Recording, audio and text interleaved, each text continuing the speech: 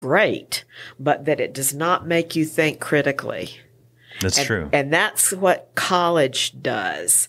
College makes you think critically. It forces you to analyze those things that you think are true and real, and it makes you question, is it really like that? Right.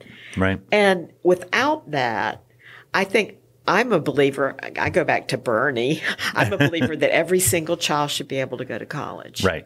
Well, and you can draw a straight line, say whether it's, the insurrection or these people that are kind of buying into these conspiracies or whatever else, undermining of public education, especially, like in Texas, and I don't need to tell you because I'm sure you know better than me on all this stuff, but like Texas is one of the largest purchasers of school books. And so they affect the Texas, whatever regulatory body, they decide what's in and out of school books. I know. And it's college we're paying the price on that stuff, and in college people can break out. Right. Well, and the professors, what I found, and I went to a little podunk university in North Carolina. Easy on was it East Carolina? Yeah, East Carolina. It'd be nice to East Carolina. Yeah, they were nice to me, so I should be. But it was a small state college at the time. But having said that, they had the foresight to hire really well-rounded, diverse professors. And you had to have a PhD. You couldn't teach if you didn't have a PhD. Now they let people that don't even have PhDs teach. Okay. So, right. But these fellows and ladies, they were both, because they'd been through the process of having to defend an argument, whatever their specialty was, they had to do a huge defense of that. And when you study something and then you have to defend it with an onslaught of questions of people saying to you, but hey, what about this? It's the same thing with the Pfizer shot. You have to go through that rigorous. How is that? How is it that, because now the counter argument where you could have a free and open debate about something, now somebody just goes, you suck. Yeah. Vaccines suck. And people, that's a winning argument to some people. I think it's a failure of colleges. Hey, it's Phil. I just got to sneak in here for a second. We had to pause several times, so I lost a little piece of audio here. It picks back up when Sally gets hired at the International Brotherhood of Teamsters. Sorry, Sally. I also want to take a minute to say, if you could, please like and subscribe to the podcast. It really helps out. And back to the interview. We're talking about Fitzsimmons. Yeah, Fitzsimmons. So yeah, he's the one who hired me. And I don't think he realized it all. He had no idea what he was getting into, did he? No. The director of the research department at the Teamsters Union wanted to start an education function. He didn't want it to be a full-blown department at that point. And he knew about my work because he had worked over at AFGE before he came to the Teamsters. And so he called me and he goes, Sally, I'm going to go over, and he said, when I took this job, he said, I told them I wanted to start an education function. They told me okay. And he said, so I'm going to go over and ask them if they would let me hire someone to do that. And he did. And they were back then. So he went and stole you from AFGE? Mm-hmm. Wow. Mm-hmm. So I was, and AFGE You were a pretty big deal back then. Your name was floating around.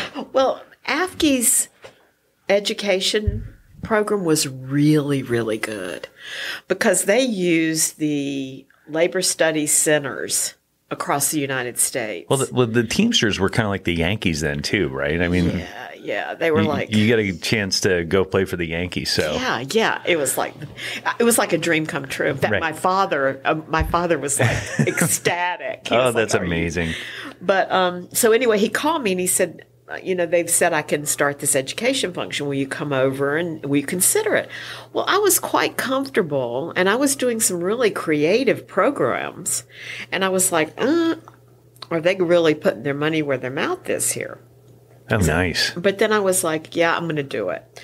So when I went over there, I can remember so many stories that you just would not believe about their conception of what I was going to do, because I was the first professional woman All the other women were clerical employees. Not that that's... Oh, right. Culturally, God, I keep forgetting that it's the Stone Age, basically. Oh, yeah, it was like I walked into a situation, being from North Carolina, being from Bubba Town. Right. Okay, I was used to that kind of. But I was going to say the game, but you know what's going on. Yeah, and I was used to the. You figured out how to manipulate all these old white dudes, right? Well, what they. Here's what happened. They Suckers. They had no idea what they were in for. They didn't know what to do with me. They had no clue. I mean, they were like, who is this person? I was called every name. Just pay and get out of the way. Yeah, basically. Right. And so I went to Fitzsimmons and I said, here's my idea. And I said... Oh, good for you, by the way. You probably kicked open a lot of doors for people. Well, and it was really not easy. Right. Okay. But... So I went and I said, here's what I'd like to do. I'd like to start off with stewards training because I think that's the biggest need. And I said, but then, I'd like to move into other areas. And he was like, are you kidding me? And I'm like, I was shocked. And I said, what do you mean? He goes, those people will run against their principal officers if you educate them. And I was like, and I was like, you want your membership and you want your stewards to know what they're doing. So anyway, I hit a roadblock right away, immediately.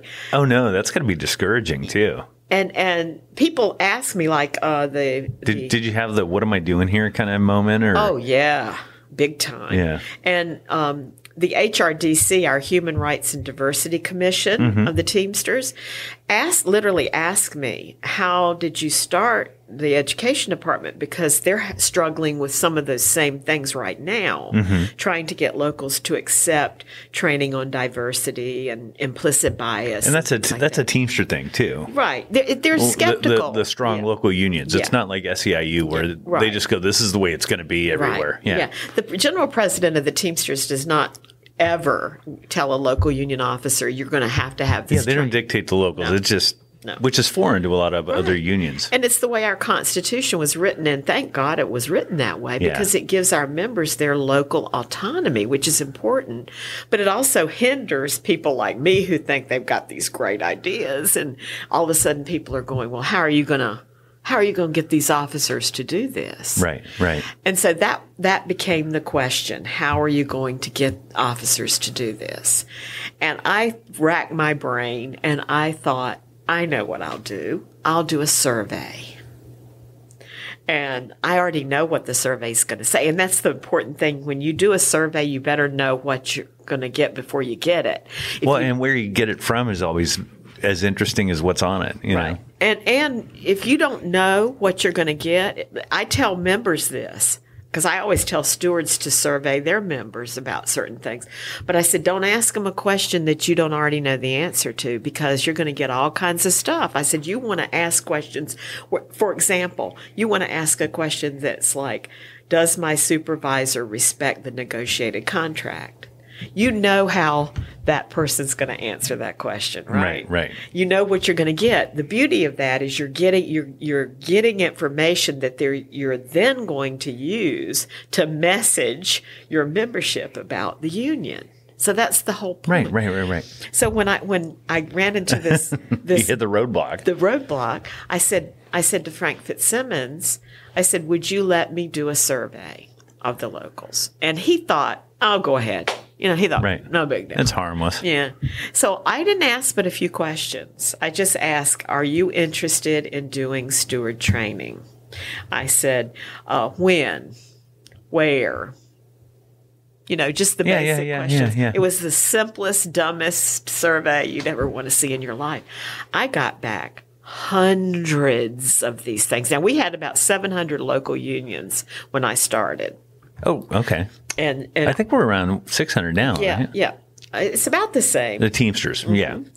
But anyway, I got back people didn't think I was going to get anything back, but I got back hundreds. Boy, talking about job security. Right.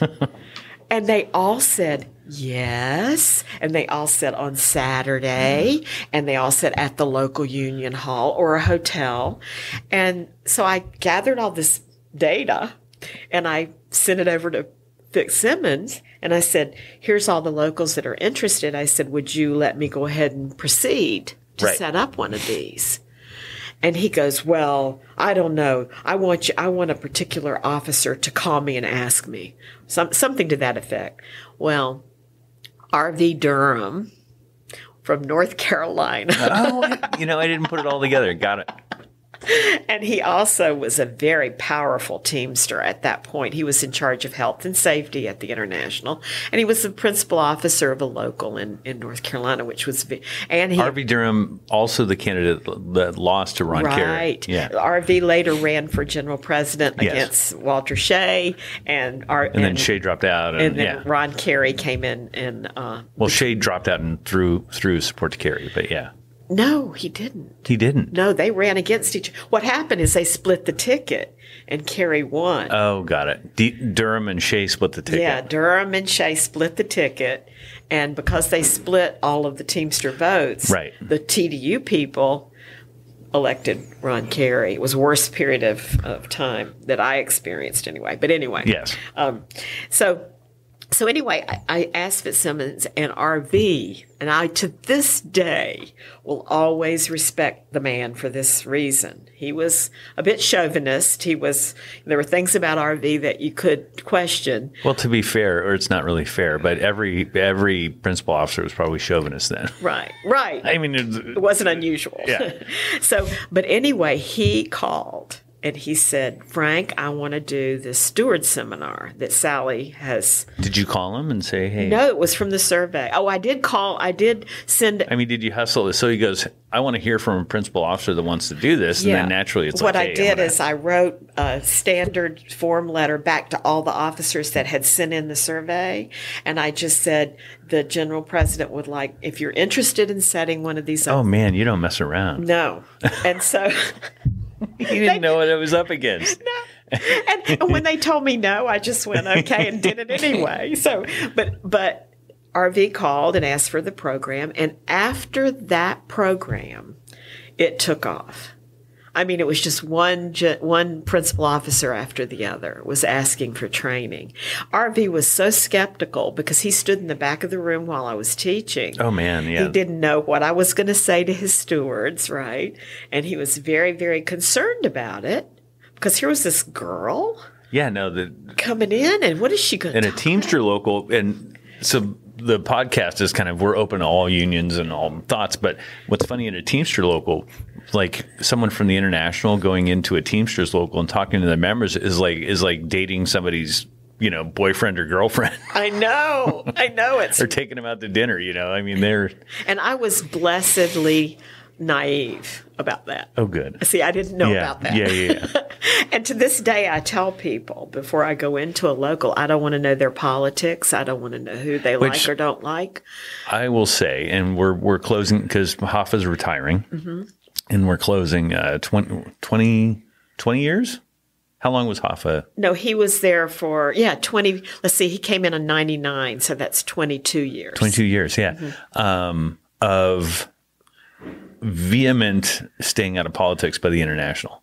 I mean, since 2006, when I got involved as an officer, everybody from the International, regardless of where their politics lie within the organization, has done nothing but be professional. You know? Right. You have to be, because we represent everyone. Everyone, yeah. So we can't take sides. It's really hard sometimes. You just heard me make a comment about one of them, but the dark time. Yeah, but that was a very, very detrimental part of our history. But you still got a job to do, which is you're educating members. And yeah. Now it changed a little bit during each general president had a little spin or a different way they liked to do things, but they never controlled the content.